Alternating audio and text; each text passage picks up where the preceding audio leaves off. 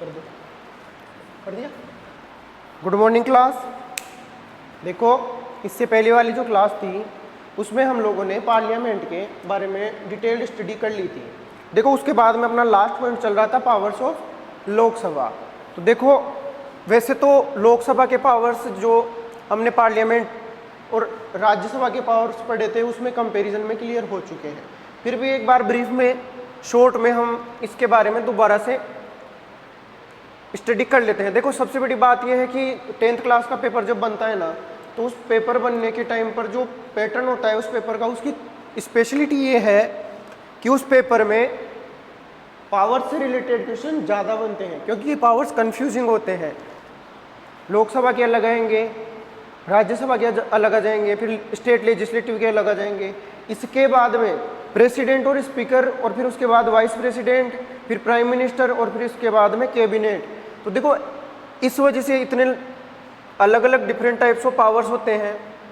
उस वजह से होता ये है कि इनमें कंफ्यूज होने के चांस ज़्यादा रहते हैं। इसलिए देखो जब भी पावर्स के बारे में स्टडी करनी हो तो उस स्टडी को इस टाइप से करना है कि कंपैरिजन कर सको, है ना, कंपेयर करके कि लोकसभा का ये पावर है तो उसको रिलेट करो क्या राज्यसभा के पास भी यही पावर है। ठीक वैसे ही रिलेट करना है प्रेसिडेंट, वाइस प्रेसिडेंट, पीएम और उसके मिनिस्टर्स के बारे में। देखो जो लोकसभा के पावर्स हैं उसमें जब भी आप पावर्स के बारे में स्टडी करते हैं तो पावर्स और फंक्शंस, देखो क्वेश्चन ऐसे भी आ सकता है फंक्शंस ऑफ लोकसभा। देखो पावर्स, फंक्शंस, वर्क तीनों सिमिलर, अलग नहीं है। देखो सबसे पहला है लेजिस्लेटिव पावर। फर्स्ट कौन सा? Legislative power. देखो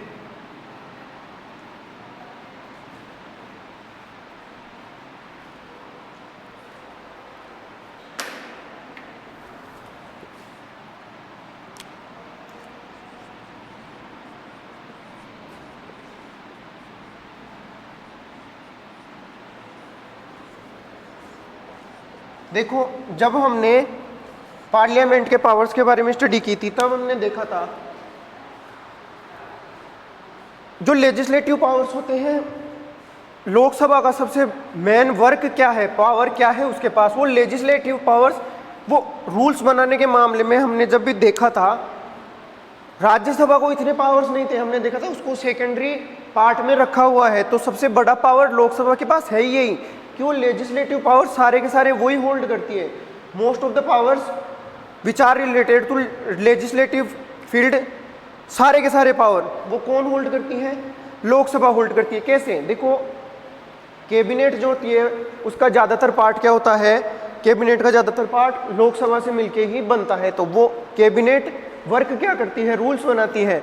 और लेजिस्लेट में हमने पढ़ा था लेजिस्लेट होता क्या है? रूल्स बनाना। तो देखो ये इसका मेन वर्क यही है। लोकसभा जो भी बनती है, कैबिनेट बनती है, उसका वर्क होता क्या है? यही तो वर्क है उसका, लेजिस्लेट करना। उसके बाद में आती है सेकंड है फाइनेंशियल पावर्स।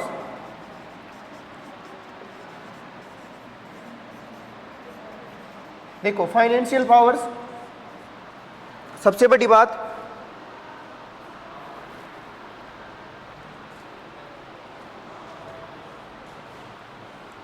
एक बार चेक कर दो आवाज भी आ रही है चालू है। हाँ तो देखो फाइनेंशियल पावर्स, देखो फाइनेंशियल पावर सबसे बड़ी बात, लोकसभा के पास फाइनेंशियल पावर्स की जो फील्ड है उसमें सबसे ज़्यादा स्ट्रॉन्ग पोजीशन कौन होल्ड करता है?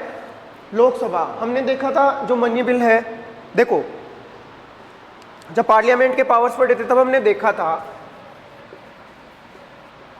जो मनी बिल है उसके फील्ड में कौन ज़्यादा स्ट्रॉन्ग है, कौन ज़्यादा पावरफुल है? तो देखो उसमें लोकसभा ही ज़्यादा पावरफुल है। देखो आर्टिकल 109 और 1010, ये देखो ये दोनों आर्टिकल है ना, ये बताते हैं किसके बारे में? मनी बिल के बारे में बताते हैं, डेफिनेशन देते हैं और उसके बारे में प्रोसेस शो करते हैं कि क्या प्रोसेस है उसकी। तो देखो ये जो आर्टिकल 109 है ये बताता है, देखो आर्टिकल 109 क्या बताता है? ये बताता है मनी बिल की डेफिनेशन और ये बताता है इसकी प्रोसेस, कैसे ये प्रोसेस होगी, कैसे इस बिल को पास करवा सकते हैं। तो देखो मनी बिल के बारे में आर्टिकल 109 ये कहता है कि मनी बिल केवल और केवल ओनली किस में प्रपोज किया जा सकता है, केवल और केवल ये बिल इसमें लोकसभा में ही प्रपोज किया जा सकता है। हमने जब राज्यसभा के पावर्स स्टडी किए थे तब हमने पढ़ा था राज्यसभा किसी भी मनी बिल को या तो पास कर सकती है या उसमें सजेशन दे सकती है, लेकिन वो उसको डिसोल्व नहीं कर सकती। उसके पास टाइम बाउंडेशन भी लगाई हुई है, 14 डेज से ज़्यादा वो उस बिल को 14 डेज से ज़्यादा टाइम तक होल्ड नहीं कर सकती है। ठीक है, मनी बिल आर्टिकल 109, 1010। ठीक है, उसके बाद में आता है powers of control to executive. देखो एक बात, एग्जीक्यूटिव ध्यान से देखना, एग्जीक्यूटिव सबसे बड़ी बात यह है, बार बार कंफ्यूज नहीं होना, सेंट्रल या यूनियन एग्जीक्यूटिव क्या होती है। देखो सबसे पहली बात तो एग्जीक्यूटिव कौन सा पार्ट जो एग्जीक्यूट करता है, किसको, जो लॉ बनाए हैं किसने, लोकसभा ने, राज्यसभा ने, दोनों ने मिलकर, या फिर मान सकते हैं पार्लियामेंट ने जो बनाए हैं, लेजिस्लेटिव ने जो बनाए हैं। तो देखो लेजिस्लेटिव पावर्स होते क्या है, एग्जीक्यूटिव पावर्स होते क्या है। लेजिस्लेटिव हम ऑलरेडी क्लियर कर चुके हैं। सबसे पहले बात तो सुन लो, सेंट्रल एग्जीक्यूटिव होती क्या है।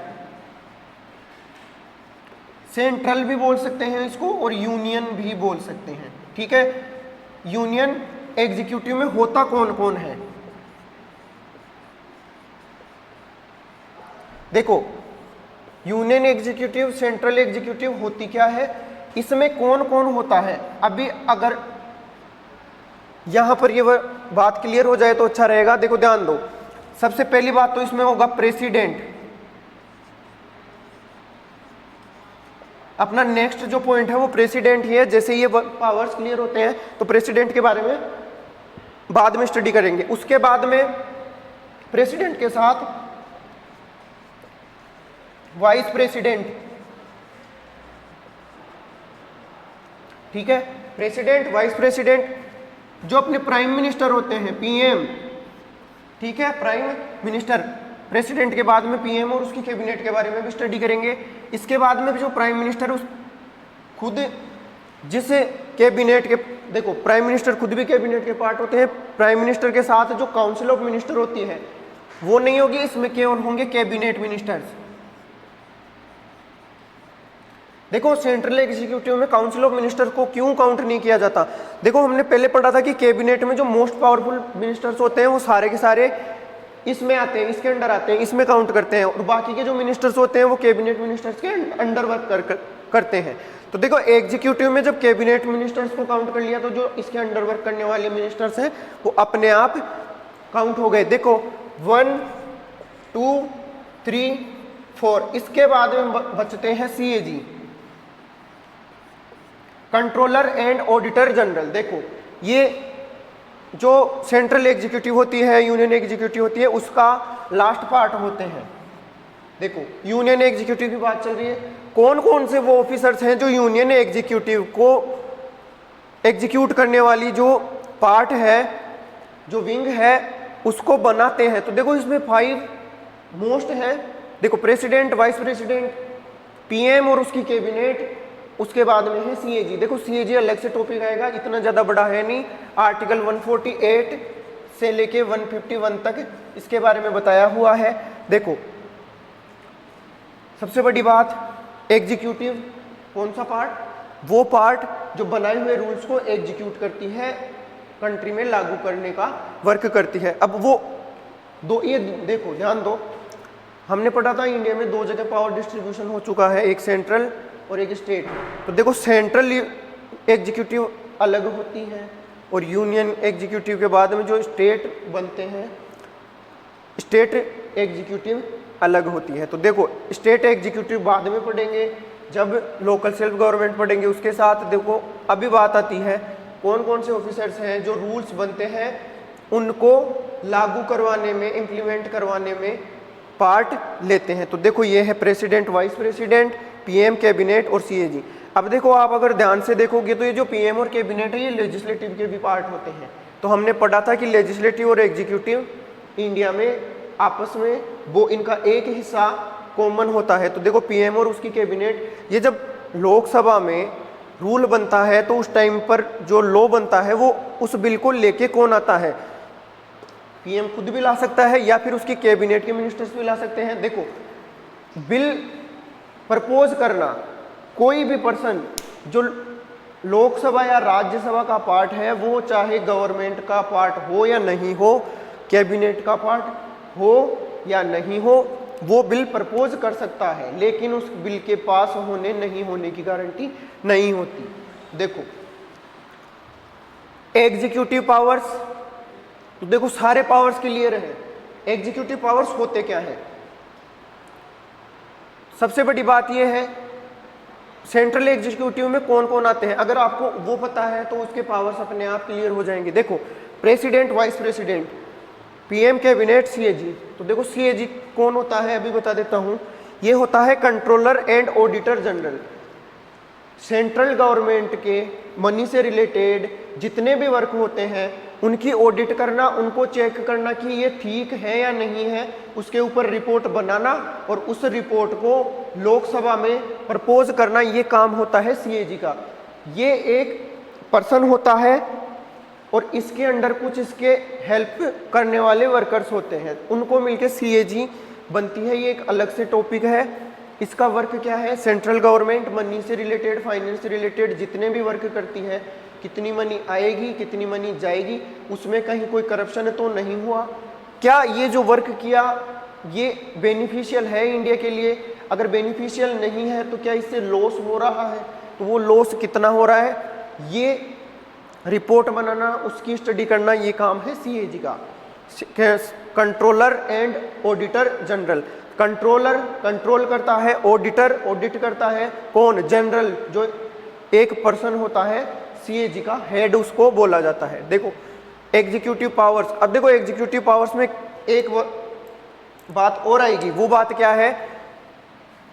जो ये कैबिनेट है ना, कैबिनेट और ये जो पीएम है, ये दोनों के दोनों, इन दोनों को भी कंट्रोल करती है कौन? लोकसभा। देखो कंट्रोल कैसे करती है, हमने जब राज्यसभा के बारे में स्टडी की थी उसमें हमने पढ़ा था कि जो राज्यसभा है वो इन लोगों से क्वेश्चन पूछ सकती है, कैबिनेट मिनिस्टर से, गवर्नमेंट के किसी भी, काउंसिल ऑफ मिनिस्टर्स के किसी भी पर मेंबर से। तो देखो ये लोकसभा क्वेश्चन ही नहीं पूछ सकती, ये जो पीएम और कैबिनेट के जो मेंबर्स हैं वो तब तक ही गवर्नमेंट में रहेंगे, पावरफुल रहेंगे, कैबिनेट में रहेंगे, जब तक ये लोकसभा, इस हाउस में उनके पास मेजॉरिटी है। ये उन लोगों से क्वेश्चन पूछ सकती है, वोटिंग के टाइम पे हो सकता है कोई जो बिल लेके आए हैं उस बिल के ऊपर यस और नो की वोटिंग होती है, तो नो में वोट करके उसको बिल को रोक भी सकते हैं। ठीक है, देखो इसके बाद में आता है एग्जीक्यूटिव पावर्स। क्लियर है क्या?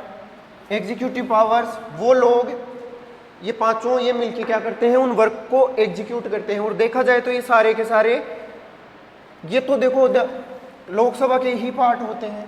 और आपको एक बात बता दें, ये जो सीएजी होता है ना, ये लोकसभा का पार्ट तो नहीं होता, ये इकलौता ऐसा पर्सन है जो लोकसभा का पार्ट नहीं होता, लेकिन फिर भी ये लोकसभा की मीटिंग में पार्ट ले सकता है, लेकिन वोटिंग में पार्ट नहीं ले सकता, वोट नहीं दे सकता। लेकिन उस, देखो मान लेते हैं किसी बिल के ऊपर सीएजी, फाइनेंस से रिलेटेड कोई वर्क था, उसके ऊपर इसने रिपोर्ट प्रपोज की, तो वो रिपोर्ट प्रपोज करने के टाइम पर सीएजी, ये जो पर्सन होता है ऑडिटर जनरल, वो उस लोकसभा की मीटिंग में प्रेजेंट हो सकता है, रोका नहीं जा सकता। उसमें जो डिबेट होती है, इनसे क्वेश्चन आंसर पूछे जा सकते हैं, है ना, लेकिन ये पार्ट तो ले लेगा, लेकिन अगर कहीं वोटिंग की बात आती है तो वोट नहीं कर पाएगा। ठीक है, अब देखो कॉन्स्टिट्यूशनल अमेंडमेंट, तो ये जब हमने पार्लियामेंट के पावर्स पढ़े थे, वर्क पढ़े थे, उसमें पढ़ लिया था कॉन्स्टिट्यूशनल अमेंडमेंट। देखो वैसे देखा जाए तो कॉन्स्टिट्यूशन में अमेंडमेंट करने का मेन वर्क, पावरफुल वर्क, सबसे पावरफुल वर्क आप देखो तो यही होता है, कॉन्स्टिट्यूशन को चेंज कर दो। तो कॉन्स्टिट्यूशन को चेंज करना सर 3 टाइप बताए थे, तो देखो सिंपल सी बात तो है नहीं, सबसे पावरफुल वर्क यही होगा। तो देखो इस वर्क में होता क्या है, लोकसभा देखा जाए तो राज्यसभा लोकसभा दोनों इक्वल में है, अमेंडमेंट की बात हो रही है। लेकिन है ना, बात कॉन्स्टिट्यूशन में, कॉन्स्टिट्यूशनल अमेंडमेंट के टाइम पर होता क्या है, देखो ध्यान सुनना। कॉन्स्टिट्यूशनल अमेंडमेंट, इसमें लोकसभा में इतने मेंबर्स, राज्यसभा में इतने मेंबर्स, ठीक है, क्लियर है। अब देखो कॉन्स्टिट्यूशन में अमेंडमेंट करना है तो देखा जाए तो लोकसभा ज्यादा पावरफुल है इसमें, क्योंकि जो कैबिनेट होती है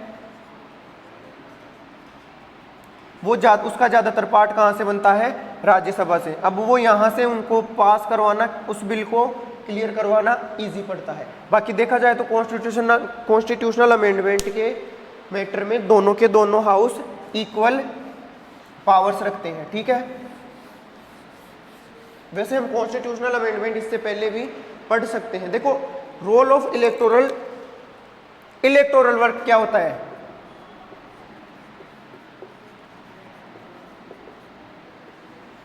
किसके, लोकसभा के।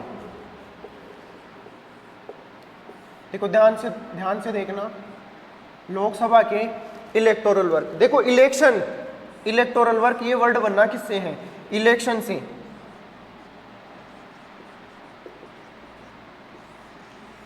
तो देखो इलेक्शन, कौन सा इलेक्शन है जिसमें लोकसभा के मेंबर्स पार्ट लेते हैं,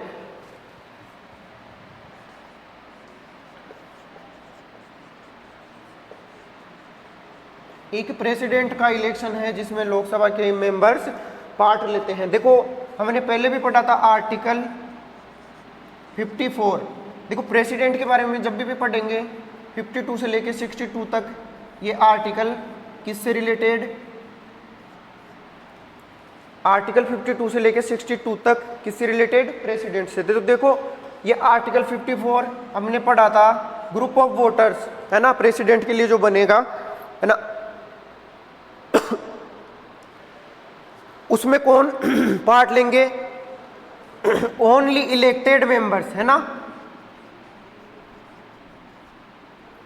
नॉमिनेटेड मेंबर्स प्रेसिडेंट के इलेक्शन में पार्ट नहीं लेते, ना राज्यसभा के, ना लोकसभा के, और ना स्टेट लेजिस्लेटिव असेंबली के, ठीक है। क्लियर है क्या ये बात।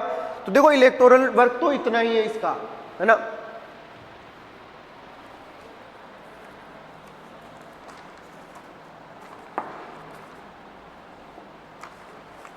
अब देखो ये हो गए सारे के सारे वर्क क्लियर किसके, लोकसभा के। देखो लोकसभा के वर्क ज़्यादातर, अगर हम कभी भी पार्लियामेंट के वर्क पढ़ते हैं तो उस टाइम पर सारे के सारे क्लियर हो जाते हैं, क्योंकि पार्लियामेंट का जो मोस्ट ऑफ पार्ट होता है वो लोकसभा और राज्यसभा से मिलके बनता है, तो उन दोनों के पार्ट उसी टाइम पर क्लियर हो जाते हैं। देखो अब बात इसके बाद में हमें स्टडी करेंगे एग्जीक्यूटिव, कौन सी, यूनियन की एग्जीक्यूटिव, ठीक है। अब यूनियन की एग्जीक्यूटिव में 5 पार्ट थे। देखो उनमें से सबसे मोस्ट इंपॉर्टेंट पार्ट जिसकी हम आगे स्टडी करेंगे,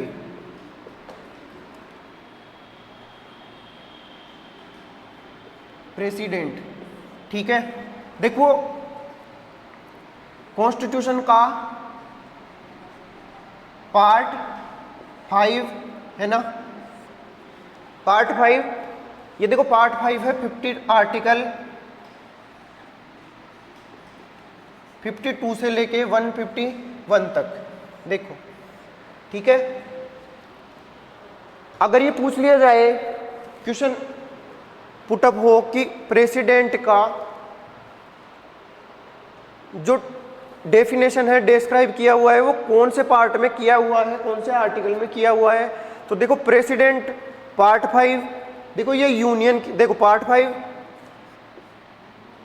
क्या है, पार्ट 5 उसका कोई नेम भी तो होगा ना, तो वो है द यूनियन।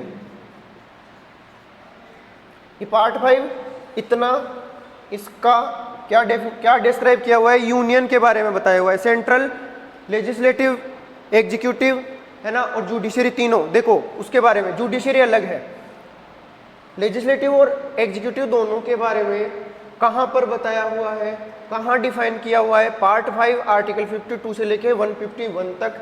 उसका नेम क्या है इस पार्ट का? The union. देखो अब इसमें प्रेसिडेंट का आर्टिकल हमें पता होना चाहिए। अगर क्वेश्चन लॉन्ग टाइप बन के आता है तब हमें पता होना चाहिए।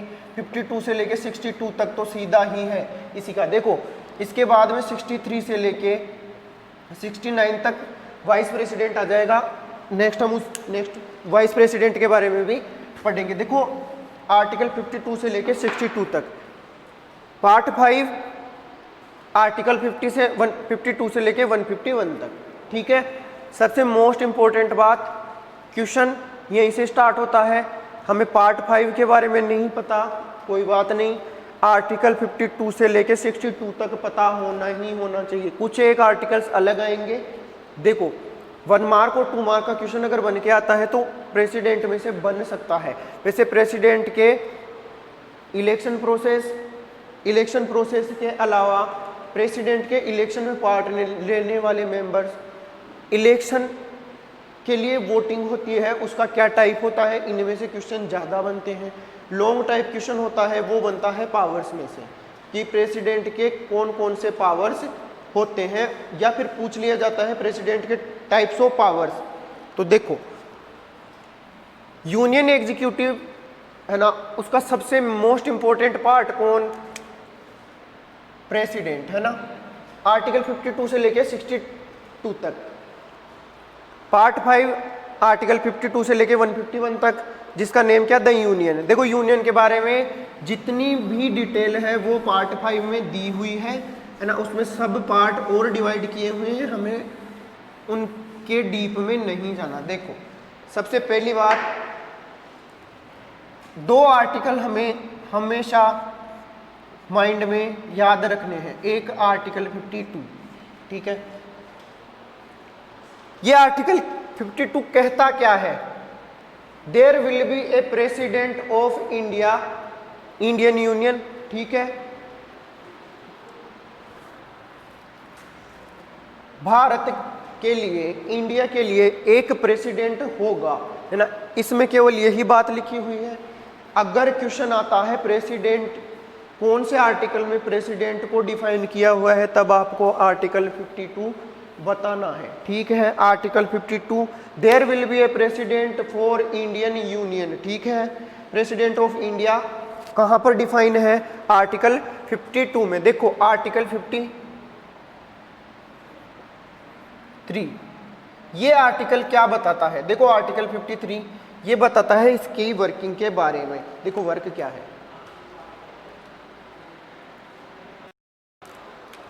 ऑल द पावर्स,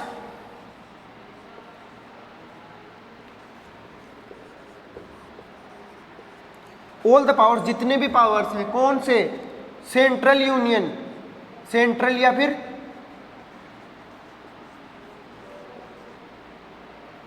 यूनियन के, कौन होल्ड करेगा? इसमें यही लाइन लिखी हुई है, all the powers will be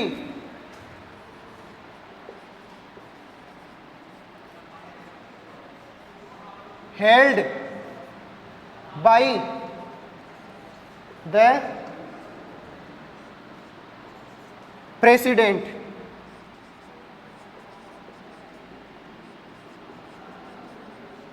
ठीक है। All the powers will be held by the president, कौन से पावर्स? सेंट्रल और या फिर यूनियन, इंडिया की जो सेंट्रल गवर्नमेंट है, यूनियन है, उसके सारे पावर्स किस में निहित होंगे? कौन होल्ड करेगा? किसके पास वो सारे पावर्स होंगे? उन पावर्स को यूज कौन करेगा? प्रेसिडेंट करेगा। देखो आर्टिकल 52 केवल एक लाइन कहता है क्या? There will be a president for India, there will be a president for Indian union. देखो ये 2 लाइन लिखी हुई आती है, अलग अलग बुक्स में अलग अलग दी हुई होती है। मीनिंग एक ही है कि इंडिया के लिए एक प्रेसिडेंट होगा। कौन कहता है? आर्टिकल 52। आर्टिकल 53 क्या कहता है? All the powers will be held by the president. उन पावर्स को हेल्ड कौन करेगा? यूज कौन करेगा? कंट्रोल कौन करेगा? प्रेसिडेंट करेगा। लेकिन ऑल द पावर्स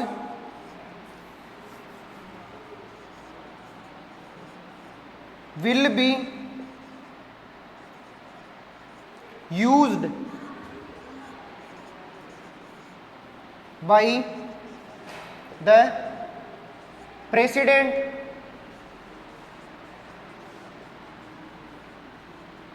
देखो प्रेसिडेंट और देखो प्रेसिडेंट के बारे में तो लिख दिया कि वो जो पावर्स हैं उनको यूज कौन करेगा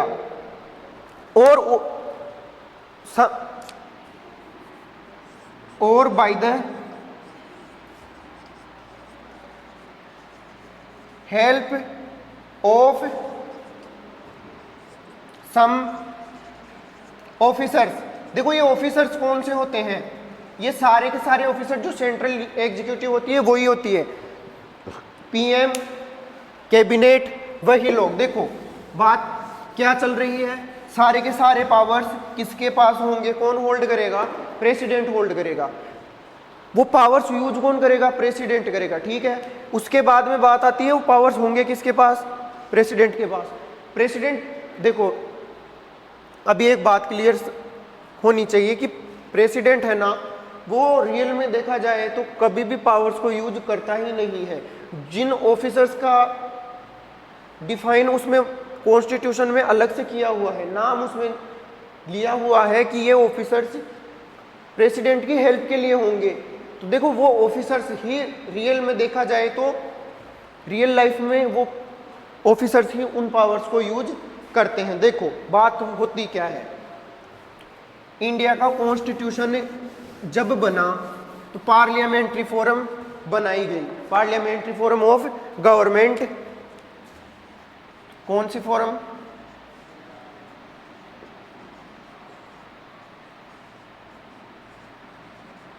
parliamentary forum of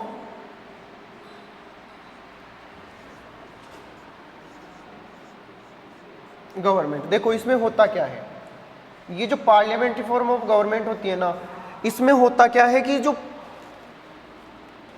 power use करने होते हैं ना, तो उन यूज करने के लिए टू टाइप की वर्किंग देखी जाती है। देखो एक तो होता क्या है, एक ऑफिसर रखा जाता है। देखो ये पार्लियामेंट्री फोरम है ना, ये सिमिलर है किसके, ब्रिटेन के, है ना, इंग्लैंड के बिल्कुल सिमिलर है। जो ब्रिटेन का किंग उस टाइम पर होता था, अभी क्वीन है वहां, है ना, क्वीन एलिजाबेथ। तो ब्रिटेन का जो किंग या क्वीन होता है वो केवल और केवल नाम के लिए होता है ना, वो पावर्स यूज करता नहीं है, लेकिन वो जो वर्क होते हैं वो सारे किसके नाम से किए जाते हैं, किंग के। तो सेम वही फॉर्म उसी से मिलती जुलती, थोड़ा बहुत चेंज किया हुआ है इंडिया में है। तो देखो ये पार्लियामेंट्री फॉर्म होती है, इसमें भी उसी टाइप की वर्किंग होगी। जो प्रेसिडेंट होता है ये केवल नाम के लिए होता है ना। हेड ऑफ इंडियन गवर्नमेंट कौन होगा, देखा जाए तो वर्क पावर्स तो होल्ड करता है पीएम, लेकिन वो वर्क सारे किसके नाम से होते हैं, प्रेसिडेंट के नाम से। देखो जब हमने लॉ मेकिंग पढ़ी थी तब हमने एक लाइन पढ़ी थी लॉ मेकिंग में कि सबसे लास्ट में जब दोनों हाउस किसी भी बिल को क्लियर कर देते हैं उसके बाद में होता क्या है, वो बिल कहाँ जाता है, वो बिल जाता है प्रेसिडेंट के पास सिग्नेचर होने के लिए, ठीक है। अब देखो प्रेसिडेंट सिग्नेचर किसने किए उस बिल के ऊपर, प्रेसिडेंट के। तो देखा जाए तो नाम तो प्रेसिडेंट का ही है ना, कि प्रेसिडेंट ने ये लॉ बनाया है। और इंडियन यूनियन जो भी लॉ बनाती है एक गजट होता है जिसे आप एक तरह से न्यूज़पेपर बोल सकते हो। तो उस न्यूज़पेपर में, उस गजट में प्रेसिडेंट के नाम से ही उस लॉ को प्रपोज किया जाता है, डिफाइन किया जाता है, ठीक है। लिखा हुआ होता है the honourable president of India is, आगे उसमें डिफाइन किया जाता है कि ये उन्होंने ऐसे ऐसे एक लॉ बनाया है। लेकिन वो देखा जाए तो वो बनाता कौन है, वो लॉ बनाता तो पीएम और उसकी कैबिनेट है, ठीक है। पीएम और उसकी कैबिनेट उस लॉ को बनाती है। लेकिन फिर बात क्या आती है, वो नाम किसका, प्रेसिडेंट का। अब देखो पार्लियामेंट्री फॉर्म होती है ना, तो इसमें एग्जीक्यूटिव टू पार्ट्स में होती है। देखा जाए तो ये दोनों पार्ट, पहला पार्ट तो है ये सेंट्रल एग्जीक्यूटिव का, एक पार्ट तो है ये और दूसरा पार्ट है ये। और देखो ये जो फर्स्ट पार्ट होता है ना, ये केवल शो करने के लिए होता है। तो वैसे देखा जाए तो इंडियन गवर्नमेंट के दोनों सेंट्रल यूनियन के दोनों पार्ट कौन कौन से, प्रेसिडेंट, पीएम और उसके कैबिनेट।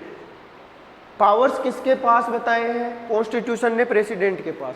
किसके नाम से बिल बनते हैं, लॉ बनता है, प्रेसिडेंट के नाम से। लेकिन उनको रियल में देखा जाए तो उन पावर्स को यूज कौन करता है, उन पावर्स को सबसे ज्यादा यूज कौन करता है और उन पावर्स को वर्क में कन्वर्ट करता कौन है, पीएम और उसकी कैबिनेट करती है। ठीक है, तो ब्रिटेन में भी सिमिलर यही टाइप है। ठीक है, क्लियर है।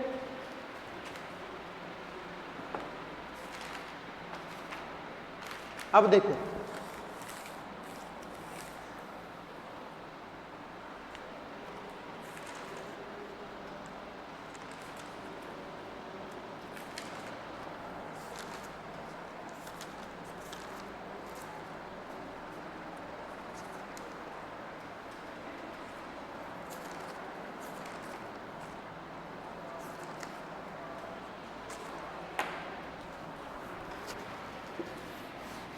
देखो आर्टिकल 54 हमने पढ़ा था, ग्रुप ऑफ वोटर्स। कौन से ग्रुप ऑफ वोटर्स, वो ग्रुप ऑफ वोटर्स जो प्रेसिडेंट को इलेक्ट करते हैं उनके लिए ग्रुप ऑफ वोटर्स बनाते हैं आर्टिकल 54 में। ठीक है,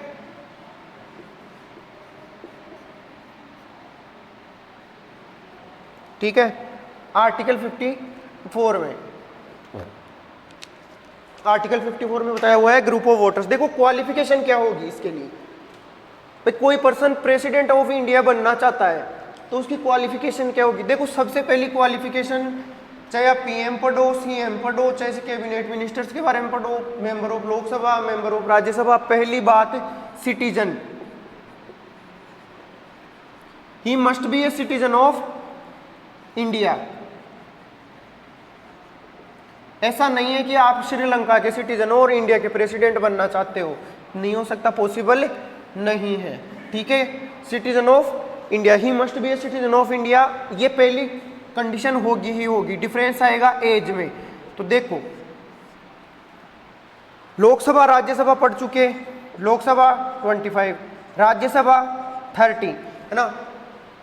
इसके बाद में लोकसभा की 25, राज्यसभा का मेंबर बनने के लिए 30, तो इसकी क्या रख दी 5 ईयर्स प्लस, इसमें भी प्लस कर देंगे 35 ईयर्स मिनिमम, है ना। 35 ईयर्स का वो पर्सन होना चाहिए। देखो ये दो कंडीशन मस्ट है, सिटीजन ऑफ इंडिया होना चाहिए, लोकसभा का मेंबर बनने के लिए 25 ईयर्स का होना चाहिए मिनिमम, राज्यसभा का मेंबर बनने के लिए 30 ईयर्स का होना चाहिए मिनिमम। 5 ईयर्स का गैप है ना। तो जब प्रेसिडेंट के बारे में स्टडी कर रहे हैं तो 5 ईयर्स इसमें भी प्लस कर देंगे। देखो क्वेश्चन ज्यादातर क्वालिफिकेशन से भी बनता है। अब देखो फिर बात आती है क्या, जितने भी लोकसभा का मेंबर बनने के लिए या पार्लियामेंट का मेंबर बनने के लिए जितनी भी कंडीशंस होती है इस एज के अलावा, वो सारी की सारी कंडीशंस वो पर्सन जो प्रेसिडेंट ऑफ इंडिया के इलेक्शन में पार्ट लेना चाहिए चाहता है वो फुलफिल करना ही करना चाहिए। ठीक है, प्रेसिडेंट ऑफ इंडिया कोई पर्सन बनना चाहता है तो उसकी एज 35 ईयर्स होनी चाहिए। उसके अलावा सारी वो अदर क्वालिफिकेशंस जो लोकसभा का मेंबर बनने के लिए चाहिए होती है वो सारी चाहिए। कौन कौन सी, ऑफिस ऑफ प्रॉफिट नहीं होना चाहिए उसके पास, स्टेबल माइंड का होना चाहिए, बैंकक्रप्ट नहीं होना चाहिए, है ना। ठीक है, अब देखो इसमें एक और कंडीशन दी हुई है, he must not be A member किसका,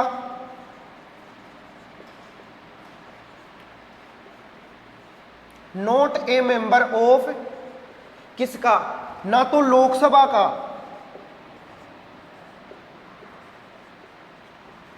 और ना ही राज्यसभा का। इन दोनों हाउस का मेंबर नहीं होना चाहिए। साथ ही साथ किसी भी स्टेट की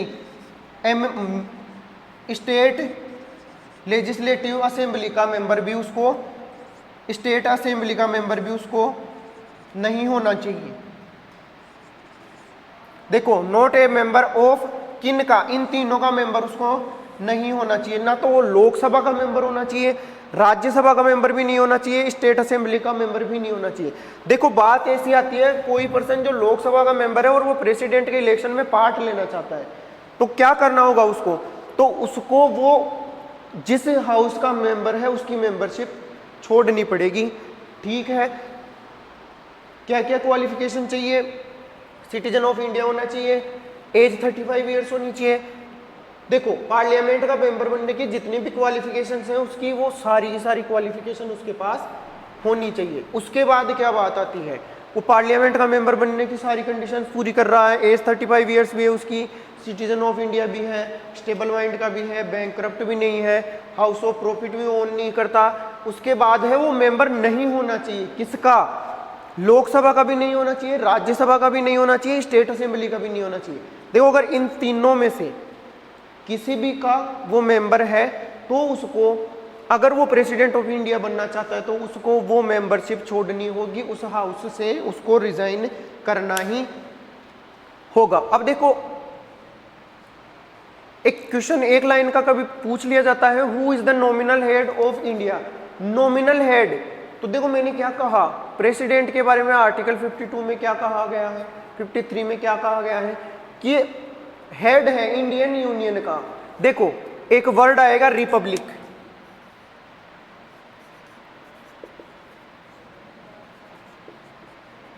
रिपब्लिक ऑफ इंडिया। देखो रिपब्लिक क्या होता है, जब क्वालिफिकेशन पढ़ रहे हैं उसी टाइम पर ये वर्ड क्लियर हो जाना चाहिए। रिपब्लिक मीनिंग होता है, देखो कितने टाइप का गवर्नमेंट सिस्टम हो सकता है। एक हो सकता है प्योर डेमोक्रेट जैसा इंडिया में है, वोटिंग से। देखो किसी भी कंट्री का हेड होता है ना, उस हेड को बनने की प्रोसेस डिसाइड करती है कि वो कंट्री रिपब्लिक है या नहीं है, या फिर वो किंगडम भी हो सकती है। देखो जैसे नेपाल है, अभी उसमें डेमोक्रेटिक सिस्टम लगा दिया गया है, नहीं तो पहले उसमें किंग होता था, उसका बेटा होता था प्रिंस। तो जब वो किंग अपनी पोस्ट से हटता था तो उसका बेटा सन ऑफ ए किंग वो क्या बनता था, वो उसका हेड बन जाता था। लेकिन क्या इंडिया में ऐसा होता है क्या कि इंडिया का जो हेड है उसका बेटा उसके बाद में उस पोस्ट को होल्ड करे? ऐसा नहीं है। इंडिया का जो प्रेसिडेंट है उसको प्रेसिडेंट बनाता कौन है? गवर्नमेंट ऑफ इंडिया का हेड, इंडियन यूनियन का हेड, रिपब्लिक ऑफ इंडिया का हेड प्रेसिडेंट है। उसको बनाता कौन है? उसको बनाती है इंडिया के कॉमन सिटीजन 18 ईयर्स से ऊपर के। तो देखो कैसे बनाते हैं, अभी ग्रुप ऑफ वोटर्स पढ़ेंगे, उसमें देखो लोकसभा, राज्यसभा और स्टेट असेंबली तीनों के मेंबर्स प्रेसिडेंट के इलेक्शन में पार्ट लेंगे। तो इनडायरेक्ट वे से देखा जाए तो लोकसभा और जो स्टेट असेंबली होती है उनके मेंबर्स को इलेक्ट करता कौन है? उनको इलेक्ट करता कौन है? कॉमन पीपल या फिर सिटीजन ऑफ इंडिया। राज्यसभा के भी इनडायरेक्ट वे में citizen of India he elect करते हैं। तो देखा जाए तो प्रेसिडेंट का इलेक्शन किसने किया? इंडिया ने। अगर किसी कंट्री का हेड, उस कंट्री के सिटीजन्स वोटिंग के थ्रू उस पर्सन को हेड बनाते हैं तो उस सिस्टम को कहते हैं रिपब्लिक। अब क्वेश्चन ये बन सकता है कि क्या इंडिया रिपब्लिक कंट्री है? तो इंडिया रिपब्लिक कंट्री है। इसका आंसर है यस, क्योंकि इंडिया के जो सिटीजन्स हैं वो इंडिया के हेड, कॉन्स्टिट्यूशनल हेड को, प्रेसिडेंट को क्या करते हैं? इलेक्ट करते हैं। इंडिया का प्रेसिडेंट नॉमिनेटेड नहीं है, उसके जो इलेक्शन में कोई भी नॉमिनेटेड पर्सन किसी भी हाउस का पार्ट नहीं लेता है, ध्यान रखना। इसलिए इंडिया का प्रेसिडेंट क्या है, किनके द्वारा, किन्होंने बनाया इसको? इंडिया के सिटीजन्स ने। तो रिपब्लिक ऑफ इंडिया ये वर्ड इसीलिए यूज हुआ है। देखो इंडिया की जो कॉन्स्टिट्यूशन के प्रीएम्बल है उसी में लिखा हुआ है ये वर्ड रिपब्लिक ऑफ इंडिया, है ना। इंडिया दैट इज भारत ये वर्ड भी लिखा हुआ है, तो इस रिपब्लिक की मीनिंग यही है। ठीक है, देखो हम पढ़ रहे थे क्वालिफिकेशंस, तो देखो क्वालिफिकेशंस क्लियर है। 25 ईयर्स, 30 ईयर्स और 35 ईयर्स, 5 ईयर्स का प्लस करते करते जाना है 35 ईयर्स यहाँ तक, प्रेसिडेंट तक। मेंबर किसका नहीं होना चाहिए? 3 हाउस का नहीं होना चाहिए, ना लोकसभा, ना राज्यसभा और ना ही किसी स्टेट असेंबली का। ठीक है, अब देखो इसके बाद हम पढ़ेंगे वोटिंग प्रोसेस। देखो ये मोस्ट कंफ्यूजिंग है ना टॉपिक है, प्रेसिडेंट का इलेक्शन कैसे होता है। तो देखो इलेक्शन प्रोसेस पढ़ते हैं हम।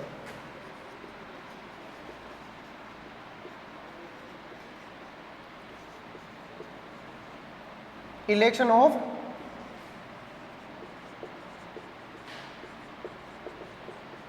प्रेसिडेंट। देखो इलेक्शन ऑफ प्रेसिडेंट ये लिखा हुआ है आर्टिकल 54 में, ठीक है।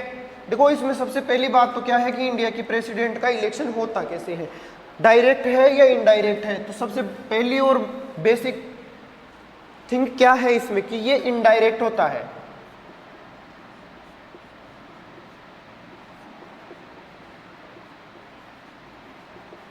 इनडायरेक्ट क्या होती है इसकी वोटिंग। देखो कैसे इनडायरेक्ट वोटिंग कैसे होती है इसमें। देखो वोट देने जाते हैं वो तो डायरेक्ट ही वोट देते हैं, लेकिन ये इनडायरेक्ट वोटिंग कौन करता है, सिटीजन ऑफ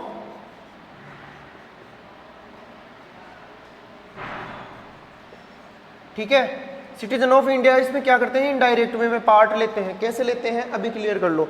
देखो एक सबसे पहली बात तो क्या है, प्रेसिडेंट का जब भी इलेक्शन होगा तो उसके लिए बनेगा एक ग्रुप ऑफ क्या वोटर्स।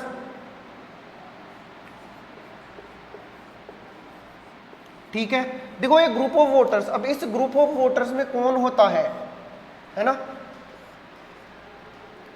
राज्यसभा, लोकसभा है ना, और स्टेट असेंबली। देखो राज्यसभा, लोकसभा और स्टेट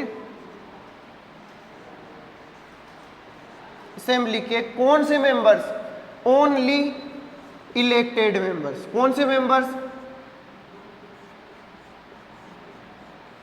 है ना, इलेक्टेड मेंबर्स। स्टेट असेंबली के, राज्यसभा के और लोकसभा के कौन से मेंबर्स, ओनली इलेक्टेड मेंबर्स। देखो आर्टिकल 54 क्या कहता है,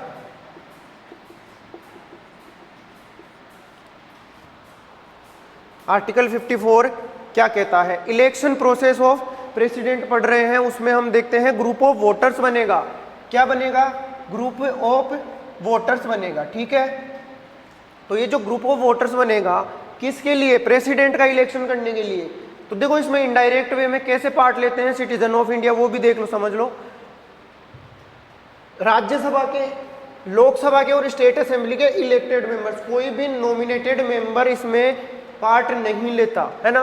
ठीक है, तो देखो राज्यसभा के मेंबर्स को इलेक्ट करता कौन है, सिटीजन ऑफ इंडिया। ठीक है, सिटीजन ऑफ इंडिया। देखो सिटीजन ऑफ इंडिया ये कौन है, जो 18 ईयर से ऊपर के जो भी पर्सन होते हैं वो सारे वोट कर सकते हैं। किसमें, लोकसभा के वोटिंग में। राज्यसभा में क्या होता है, ये जो स्टेट असेंबली के मेंबर्स होते हैं ना, इलेक्टेड मेंबर्स, ये किसके इलेक्शन में पार्ट लेते हैं, राज्यसभा के में। और ये जो स्टेट असेंबली के मेंबर्स होते हैं इनका इलेक्शन कौन करता है, देखो इसको बोलते हैं एमएलए है ना। एमएलए और एमएलसी दो होते हैं, जब स्टेट गवर्नमेंट पढ़ेंगे तब देखेंगे। देखो लेकिन एमएलसी इसमें पार्ट नहीं ले। देखो एमएलए, तो ये जो एमएलए होते हैं ना, इनका इलेक्शन कौन करता है, यही सिटीजन ऑफ इंडिया। तो देखो सिटीजन ऑफ इंडिया ने लोकसभा और लोकसभा के मेंबर्स और एमएलए इन दोनों का इलेक्शन कर लिया, इनको इलेक्ट कर लिया। इसके बाद में क्या बात आती है, राज्यसभा के मेंबर्स। तो राज्यसभा के मेंबर्स उनको इलेक्ट कौन करता है, स्टेट असेंबली के मेंबर्स। और जो स्टेट असेंबली के मेंबर्स होते हैं उनका इलेक्शन, उनको किन्होंने उसका मेंबर बनाया, सिटीजन ऑफ इंडिया। ठीक है, बात क्लियर है क्या। इस ग्रुप ऑफ वोटर्स में कितने टाइप के मेंबर्स, 3 टाइप के मेंबर्स, पार्लियामेंट के दोनों हाउस के इलेक्टेड मेंबर्स और जो स्टेट असेंबलीज होती हैं उनके इलेक्टेड मेंबर्स। देखो यूनियन टेरिटरीज के मेंबर्स भी इसमें पार्ट लेंगे क्योंकि स्टेट असेंबली उनमें भी होती है। ठीक है, यूनियन टेरिटरीज इससे पहले वाले वीडियो थे उसमें हमने देखा था पहले वाली क्लास में, क्लियर कर लिया था कि ये क्या होते हैं, ठीक है। अब देखो ग्रुप ऑफ वोटर्स बन गया, है ना, आर्टिकल 54 बन चुका, ग्रुप ऑफ वोटर्स बन चुका। अब देखते हैं इसकी वोटिंग प्रोसेस क्या होती है।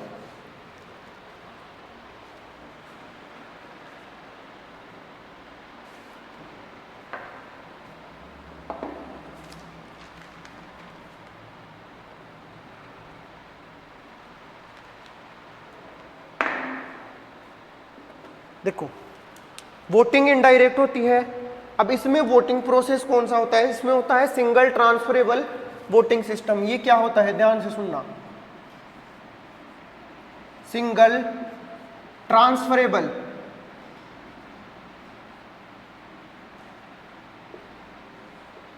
वोटिंग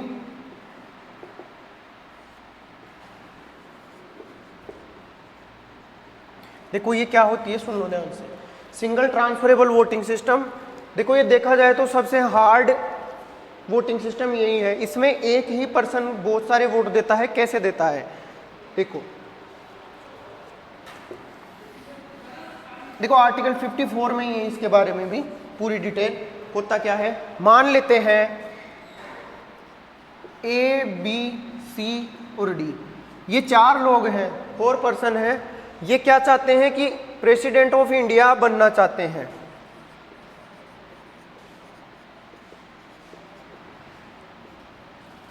है ना। तो प्रेसिडेंट ऑफ इंडिया बनना चाहते हैं। ये लोग चाहते क्या हैं, उस इलेक्शन में पार्ट लेते हैं।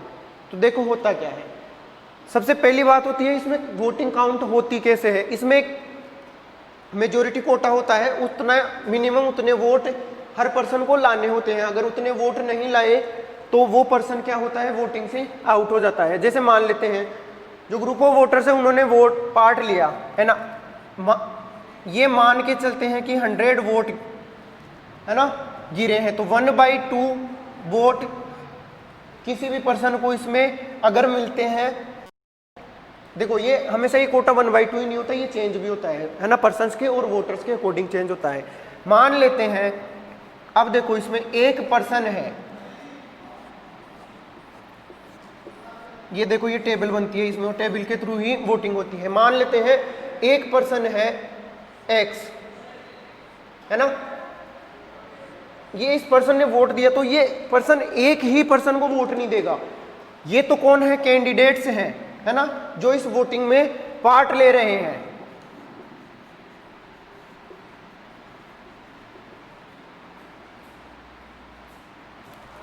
सोनी जी,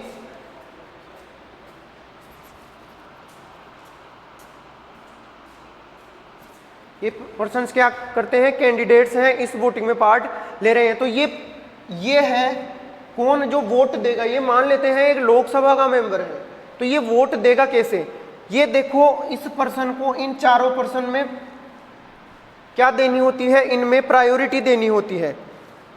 सोनी जी, ओ सोनी जी, सर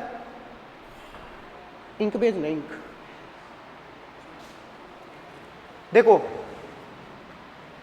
होता क्या है, ये पर्सन वोट देने आएगा तो इसको प्रायोरिटी देनी होगी। ये नंबर देगा 1, 2, 3 और 4। तो देखो कैसे प्रायोरिटी देनी है, इस प्रायोरिटी का मतलब क्या है, प्रायोरिटी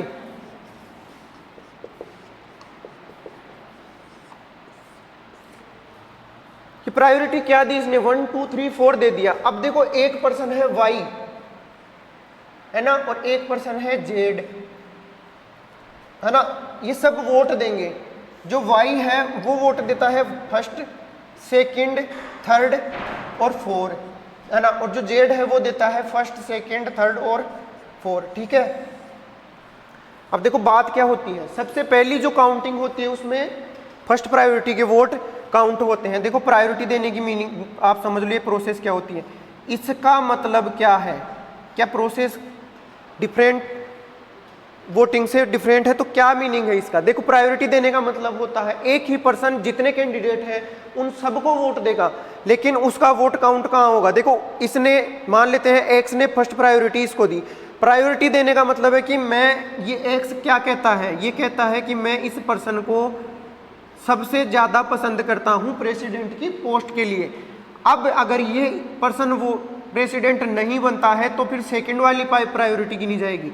मीनिंग क्या कि मैं फर्स्ट पर प्रायोरिटी देता हूँ इसको, मैं इसे प्रेसिडेंट बनाना चाहता हूँ, लेकिन अगर बी नहीं बनता है प्रेसिडेंट तो अब सेकंड प्रायोरिटी, तो मैं चाहता हूँ कि अगर बी नहीं बने तो सेकंड नंबर पे जो सी है वो बने, और अगर सी भी नहीं बने तो थर्ड प्रायोरिटी देता है। मीनिंग क्या, अगर बी भी नहीं बनता, सी भी नहीं बनता, तो वो चाहता है कि ए है वो प्रेसिडेंट बने, और अगर ये तीनों नहीं बनते तो फोर्थ प्रायोरिटी देना, मीनिंग फोर्थ नंबर वाला पर्सन प्रेसिडेंट बनना चाहिए। अब देखो इसकी मीनिंग क्या है, समझ लो एक बार फिर से।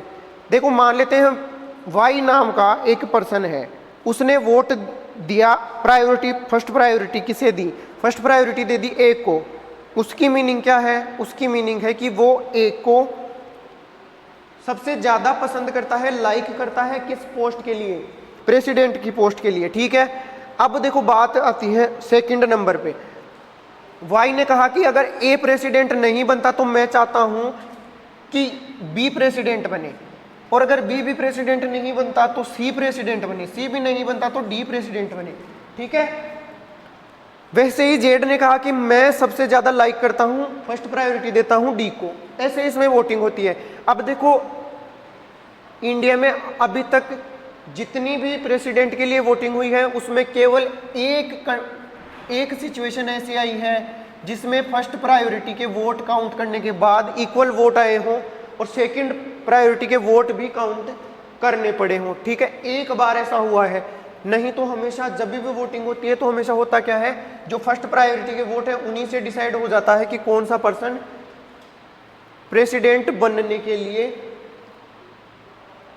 सबसे ज्यादा लाइक किया जा रहा है, सबसे ज्यादा वोट उसको काउंट हो रहे हैं। तो देखो अगर फर्स्ट प्रायोरिटी की काउंटिंग सबसे पहले 1 को काउंट किया जाएगा, इसको काउंट किया जाएगा, इसको काउंट किया जाएगा, है ना।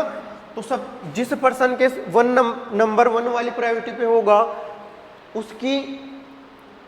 उसको उस वोटिंग में विनर बना दिया जाएगा, डिक्लेयर कर दिया जाएगा। देखो ज्यादातर होता क्या है, 2 ही कैंडिडेट होते हैं इसमें, तो 2 कैंडिडेट में तो डिसाइड सीधा ही हो जाता है। जिस पर्सन के पास एक नंबर वाली प्रायोरिटी ज्यादा वोट होते हैं वो क्या होता है, विनर हो जाता है। ज्यादा अगर कैंडिडेट होते हैं 2 से, तब आगे की प्रोसेस की जाती है, सेकंड नंबर पे काउंट किया जाता है। देखो इसमें जिस पर्सन को 1 नंबर पे सबसे कम वोट मिलते हैं फर्स्ट काउंटिंग में, उसको क्या होता है, वोटिंग से निकाल दिया जाता है, सेकंड राउंड में उसके वोट काउंट नहीं होते, ठीक है।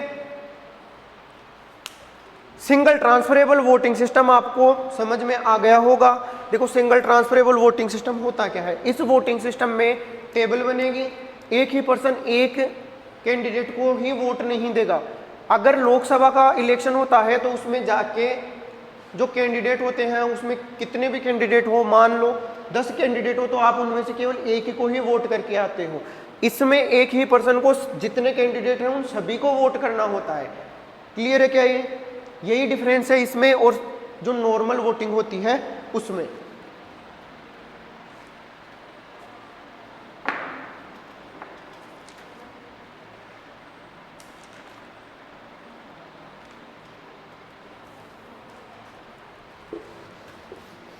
देखो प्रेसिडेंट की क्वालिफिकेशंस पढ़ ली, प्रेसिडेंट के वोटिंग का सिस्टम पढ़ लिया, प्रेसिडेंट की वोट बनता कैसे है, प्रेसिडेंट इलेक्शन कैसे होता है वो भी हमने पढ़ लिया।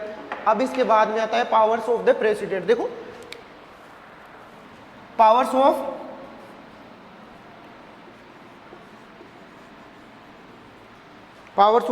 प्रेसिडेंट। देखो प्रेसिडेंट के पास क्या स्पेशल पावर्स होते हैं, हम पढ़ेंगे प्रेसिडेंट के पास क्या स्पेशल पावर्स होते हैं या फिर उसके पास कॉमन पावर ही होते हैं। तो देखो बात ऐसी है,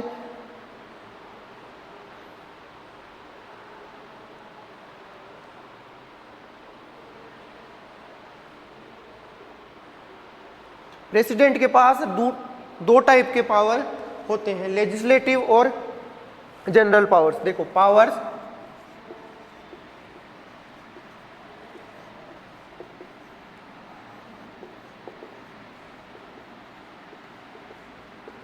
प्रेसिडेंट, देखो पावर्स ऑफ प्रेसिडेंट ये 2 टाइप के होते हैं, है ना। पहला जनरल पावर्स, दूसरा लेजिस्लेटिव पावर्स।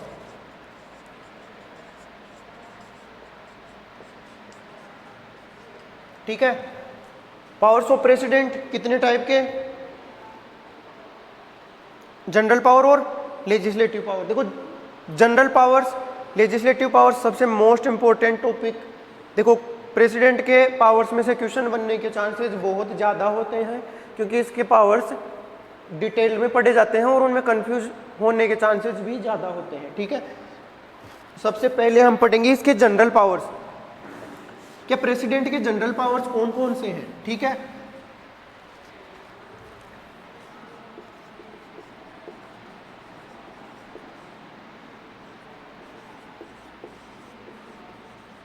जनरल पावर्स, देखो जनरल पावर्स में सबसे पहला पावर होता है, देखो ये अपॉइंट करता है कुछ ऑफिसर्स को।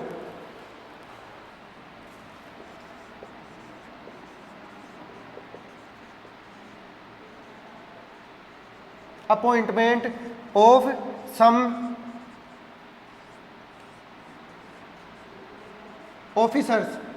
देखो कौन कौन से ऑफिसर्स होते हैं। बात आती है पावर्स ऑफ प्रेसिडेंट में, सबसे पहले जनरल पावर्स, है ना, हम पढ़ रहे हैं। जनरल पावर्स में प्रेसिडेंट कुछ ऑफिसर्स को अपॉइंट करता है ना।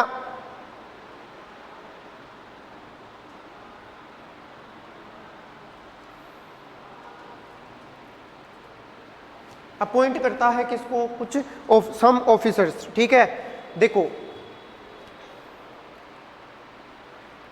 सबसे पहली बात, जब भी हम प्रेसिडेंट के पावर्स पढ़ते हैं तो सबसे पहले कौन कौन से ऑफिसर्स हैं। सबसे पहली बात जो पीएम है, प्राइम मिनिस्टर ऑफ इंडिया है। देखो बात क्या होती है, कंफ्यूज नहीं होना। बच्चों को लगता है कि प्राइम मिनिस्टर है वो इलेक्टेड होता है। देखो ये प्राइम मिनिस्टर अपने प्राइम मिनिस्टर की पोस्ट पे तो होता है अपॉइंटेड।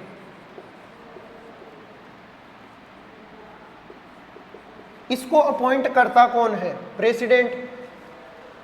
जो ऑफिसर्स होते हैं, सम ऑफिसर्स जिनको अपॉइंट करता है कौन, प्रेसिडेंट। उनमें सबसे मोस्ट इंपॉर्टेंट है प्राइम मिनिस्टर। देखो प्राइम मिनिस्टर को अपॉइंट कौन करता है, कौन करता है, प्रेसिडेंट। देखो कैसे करता है। Prime minister of India Rajya Sabha और लोकसभा इन दोनों में से किसी का भी मेंबर हो सकता है। ठीक है, जो पार्टी लोकसभा में मेजोरिटी लेके आई है वो डिसाइड करती है कि हम किसको प्राइम मिनिस्टर बनाना चाहते हैं।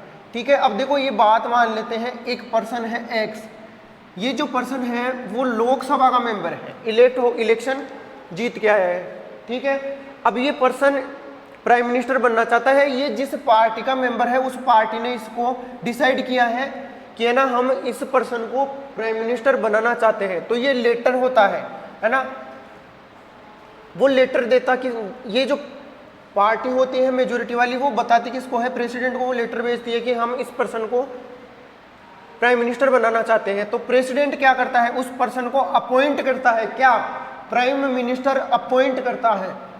ये जो पीएम की पोस्ट होती है प्राइम मिनिस्टर की, इस पोस्ट पर, है ना, इस पोस्ट पर तो ये पर्सन क्या है, अपॉइंटेड। लेकिन ये लोकसभा का मेंबर है, इलेक्शन जीत के आया है, तो लोकसभा का क्या होगा, ये इलेक्टेड मेंबर। ठीक है,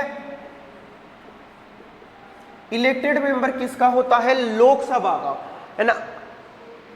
नॉमिनेटेड पर्सन भी बन सकता, मान लेते हैं राज्यसभा का कोई पर्सन वो है, मेंबर है, एक मेंबर है वाई, तो ये जो पर्सन है अगर ये प्रेसिडेंट, इसके बारे में ये जो पार्टी है मेजोरिटी वाली, वो पार्टी कहती है कि हम इसे प्राइम मिनिस्टर बनाना चाहते हैं, ये राज्यसभा का मेंबर है, तो उसको भी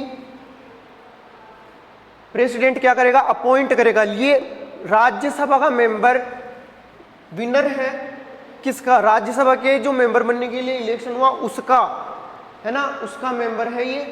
लेकिन इस सीट पे, राज्यसभा की सीट पे तो ये इलेक्शन जीत के आया है तो वो इलेक्टेड होगा, लेकिन प्राइम मिनिस्टर की पोस्ट पे क्या होगा, अपॉइंटेड होगा। इसके बाद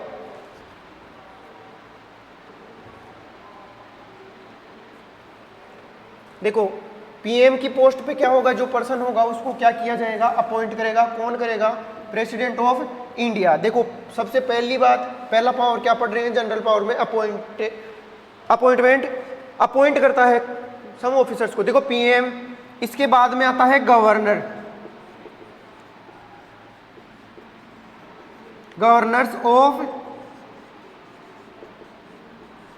स्टेट्स। देखो स्टेट गवर्नमेंट का हेड कौन होता है, कॉन्स्टिट्यूशनल हेड होता है गवर्नर। देखो बात ध्यान से सुनना, जो पोजीशन प्रेसिडेंट होल्ड करता है, कहां पर, जो पोजीशन प्रेसिडेंट होल्ड करता है किस पे, सेंट्रल गवर्नमेंट में, यूनियन में, वही पोजीशन होल्ड कौन करेगा, गवर्नर कहां करेगा, स्टेट में, है ना। देखा जाए गवर्नर एजेंट होता है ना, किसका, प्रेसिडेंट का, यूनियन गवर्नमेंट का।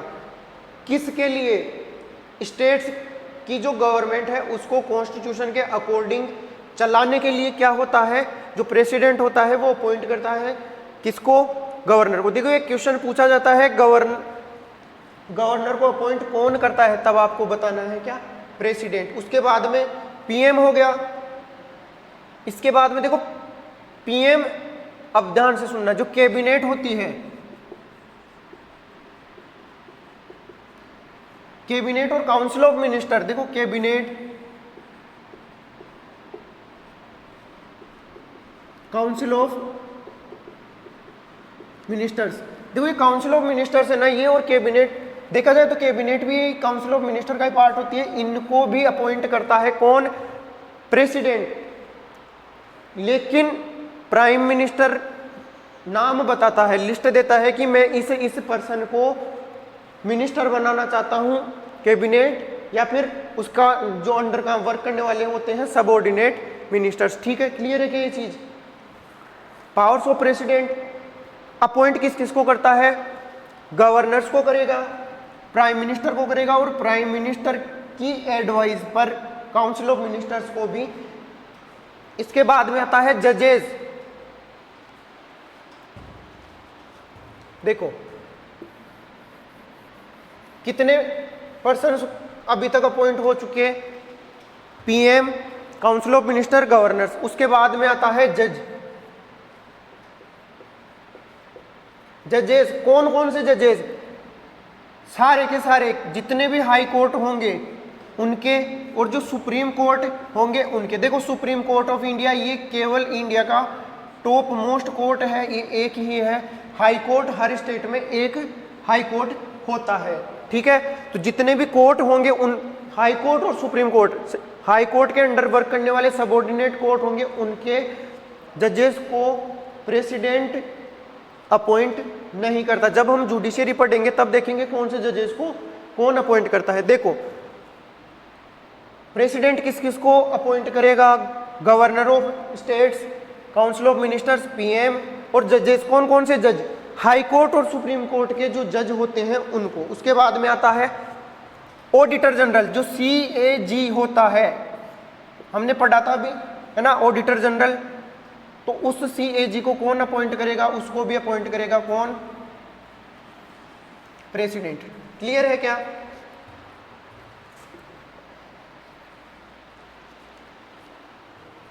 प्रेसिडेंट किन किन ऑफिसर्स को अपॉइंट करता है, तब हम देखेंगे प्रेसिडेंट किन किन ऑफिसर्स को अपॉइंट करता है। Governors of states, CAG controller and auditor general. उसके बाद में आता है PM, prime minister, council of minister और कैबिनेट मिनिस्टर भी, है ना। उसके बाद में आते हैं जजेस, कौन कौन से, हाई कोर्ट और सुप्रीम कोर्ट के। देखो इसके अलावा मेंबर्स ऑफ UPSC,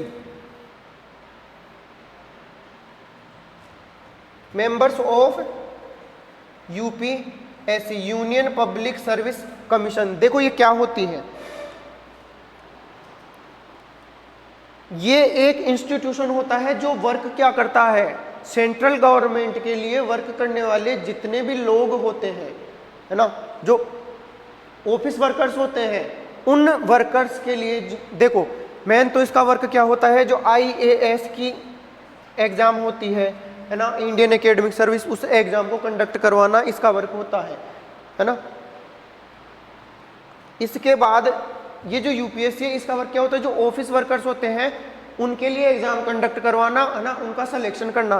तो इस यूपीएससी का, इस इंस्टीट्यूशन के जो मेंबर्स होते हैं उनको अपॉइंट कौन करेगा, उनको भी अपॉइंट करेगा प्रेसिडेंट ऑफ इंडिया। देखो इसके बाद में आता है एम्बेसडर्स। देखो एम्बेसडर्स क्या होते हैं, ध्यान से सुनना।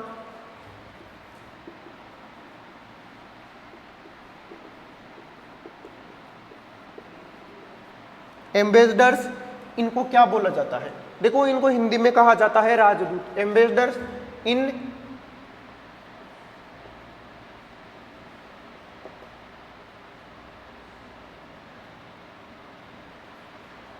फॉरेन। देखो होता क्या है, एम्बेसडर होते कौन है, अगर इंडिया का कोई सिटीजन दूसरी किसी भी कंट्री में जाता है तो देखो उसका जो पासपोर्ट होता है ना, उसको वेरीफाई करने का वर्क कौन करता है, एम्बेसी होती है। वहाँ एक ऑफिस होता है जो हर, देखो इंडिया में बाहर की जितनी भी कंट्री है जहाँ के सिटीजन्स यहाँ आते हैं पासपोर्ट के थ्रू, तो उन लोगों का कोई उनको प्रॉब्लम नहीं हो, उनका ध्यान रखना वो किसका काम होता है, एम्बेसी का। और उस एम्बेसी का हेड होता है एम्बेसडर।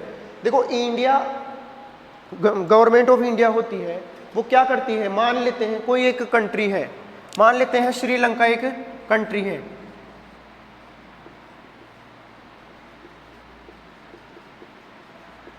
इस कंट्री में इंडिया के जितने भी सिटीजन जाएंगे उन सभी सिटीजन्स का ध्यान रखना किसका काम, उस एम्बेसी का। अब देखो उस एम्बेसी का हेड कौन, एम्बेसडर।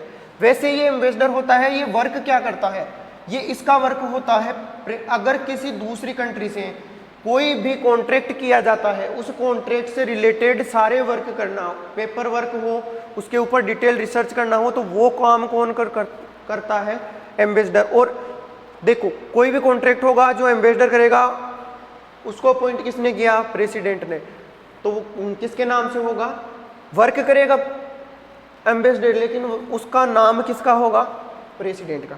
ठीक है, एक बार रिपीट कर लेते हैं। देखो जनरल पावर्स में से सबसे पहला पावर क्या हम पढ़ रहे हैं, अपॉइंटमेंट ऑफ सम ऑफिसर्स। देखो प्रेसिडेंट ऑफ इंडिया ये क्या करता है, कुछ ऑफिसर्स होते हैं जिन्हें अपॉइंट करता है। सबसे पहला प्राइम मिनिस्टर, इंडिया का जो प्रधानमंत्री है, प्राइम मिनिस्टर है, उसको अपॉइंट कौन करता है, प्रेसिडेंट। उसके बाद में प्राइम मिनिस्टर की एडवाइस पर जो काउंसिल ऑफ मिनिस्टर्स होते हैं इनको भी अपॉइंट कौन करेगा, प्रेसिडेंट। ठीक है, governor of states, state government का जो कॉन्स्टिट्यूशनल हेड होता है उसको अपॉइंट कौन करेगा, प्रेसिडेंट। उसके बाद में हाई कोर्ट और सुप्रीम कोर्ट के जजेस, जितने भी जज होते हैं हाई कोर्ट और सुप्रीम कोर्ट के, उनको कौन अपॉइंट करेगा, प्रेसिडेंट। देखो उसके बाद में आता है CAG, controller and auditor general of India. ठीक है, फिर बचता क्या है, एम्बेसडर्स इन फॉरेन। देखो फॉरेन में इंडिया की तरफ से एक एजेंट इंडियन गवर्नमेंट अपना रखती है जो वर्क करता है किसके नाम पे, प्रेसिडेंट के नाम पे। ठीक है, एम्बेसडर्स फॉरेन कंट्री में उनको अपॉइंट कौन करता है, प्रेसिडेंट। उसके बाद में UPSC, union public service commission. देखो स्टेट यूपीएससी भी आएगी, वो हम स्टेट गवर्नमेंट के साथ पढ़ेंगे। देखो इसके बाद ध्यान रखना सबसे ज़्यादा कंफ्यूजिंग पार्ट प्रेसिडेंट। देखो लोकसभा भी क्लियर हो जाएगा, राज्यसभा भी क्लियर हो जाएगा, स्पीकर भी क्लियर हो जाएगा, लेकिन प्रेसिडेंट और वाइस प्रेसिडेंट सबसे ज़्यादा कंफ्यूज करेंगे। उसके बाद में प्राइम मिनिस्टर और उसकी कैबिनेट मिनिस्टर्स। देखो इनके वर्किंग सिमिलर होते हैं, इसलिए इनको डिटेल में पढ़ा जाता है, पढ़ा डिटेल में जाता है, लेकिन लिखते टाइम इनको एक बिल्कुल एक सीरियल ऑर्डर में और कंपैरिजन में पढ़ना है। देखो एक बात ध्यान रखना, अगर आपको प्रेसिडेंट की वर्किंग उसका क्लियर है, सारा पता डिटेल में पता है, तब आपको जब हम गवर्नर्स पढ़ेंगे तो गवर्नर्स के बारे में आपको जो डिटेल होगी उसमें डिटेल को लर्न करने में ज़्यादा प्रॉब्लम आएगी नहीं। क्योंकि मैंने ये कहा कि सेंट्रल गवर्नमेंट में जो पोजीशन प्रेसिडेंट होल्ड करता है वो ही पोजीशन स्टेट गवर्नमेंट में, कहाँ पर, स्टेट गवर्नमेंट में कौन होल्ड करता है, गवर्नर होल्ड करता है। अब देखो अगर आप प्राइम मिनिस्टर ठीक से पढ़ लेते हैं तब आप सीएम पीएम को ठीक से पढ़ते हैं, तब उससे सिमिलर काइंड ऑफ वर्क कौन करता है, सीएम भी करता है। ठीक है, गवर्नर किससे रिलेटेड, प्रेसिडेंट से, पीएम से रिलेटेड कौन, सीएम। देखो काउंसिल ऑफ मिनिस्टर सेंट्रल पढ़ते हो आप, तब स्टेट की पढ़ना क्लियर हो, इजी पड़ेगी, प्रॉब्लम नहीं आएगी। ठीक है, इसके अलावा जजेस सेम यही पैटर्न जुडिशरी में भी होता है। अगर हम सुप्रीम कोर्ट ठीक से पढ़ते हैं तो हाई कोर्ट पढ़ने में, हाई कोर्ट को लर्न करने में ज़्यादा प्रॉब्लम नहीं आती है। देखो पहला पावर हमने पढ़ लिया है आज प्रेसिडेंट का, प्रेसिडेंट मोस्ट इंपॉर्टेंट है। डाउट हो कमेंट में पूछ लेना या मैसेज कर देना। ठीक है, प्रेसिडेंट पहला पावर जनरल पावर है ना, हमने आज क्लियर कर लिया है। ठीक है, थैंक यू।